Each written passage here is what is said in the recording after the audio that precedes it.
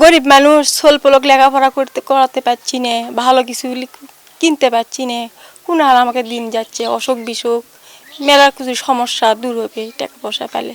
আমার ছোট বাচ্চা আছে, তাকে লেখাপড়ানোর খরচ হবে বা নিজের পোশাক আশাক অনেক কিছু অসুখ বিসুখ টাকার অভাবে হয়তো করতে পারি না, কষ্ট করে থাকা লাগে হয়তো।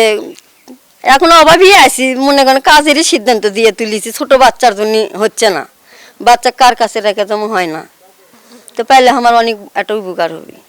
হায়াতে বাঁচা থাক, আল্লাহ বাঁচা থুক, তাই সুখে থাক, জানি কাজ করতে পারে, এই মানুষের জানি উপকার করতে পারে, এটা হলো আমাকে দোয়া।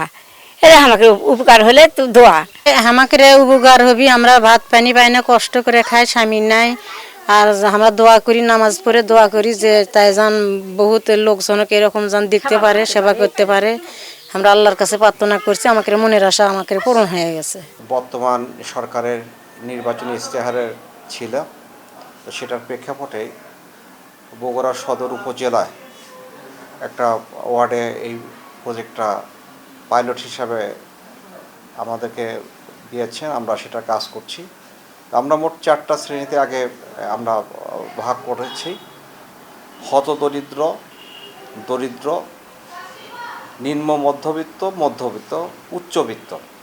তো আমাদের প্রত্যেকটি বাড়িতে আমরা যাচ্ছি, প্রতিটি বাড়িতে যে তার কি আছে কি নাই, এবং সেইগুলো আমরা সরেজমিনে আমাদের যে ডেটা এন্ট্রি সেখানে করেছি। করার পরে আমরা সেইগুলো আলোকে আমাদের যে সফটওয়্যারটা ডেভেলপ করা হয়েছে যে কে কত পয়েন্ট পাবে। আরএফএল এসডব্লিউআর পাইপই মাপে যা বলে তাই দেয়। RFL SWR pipe and fittings, সেটা এখানে অটোমেটিক্যালি আপনার চলে আসবে যে তার সম্পদ পরিসম্পদ এইগুলো ভিত্তিতে যার খুবই লোয়েস্ট, তো সেইগুলো স্কোরটা আগে চলে আসবে। সেই স্কোরের ভিত্তিতে আমরা এটা কাজটা করছি। তো আমাদের কাজটা অলমোস্ট শেষ পর্যায়ে, আমাদের ডেটা এন্ট্রি হয়ে গেছে। এখন আমাদের অনলাইনে আমরা এটা ইনপুট দিচ্ছি, যেটা গুগলে আসবে। তো আপনারা আমাদের কাজ প্রায় শেষের দিকে। তো আমরা আশা করছি যে 10 তারিখে প্রধানমন্ত্রী যে ফ্যামিলি কার্ড উদ্বোধন করবে, সেখানে আমরা অনেক সুন্দরভাবে এটা উপস্থাপন করতে পারবো এবং অংশগ্রহণ করতে পারবো।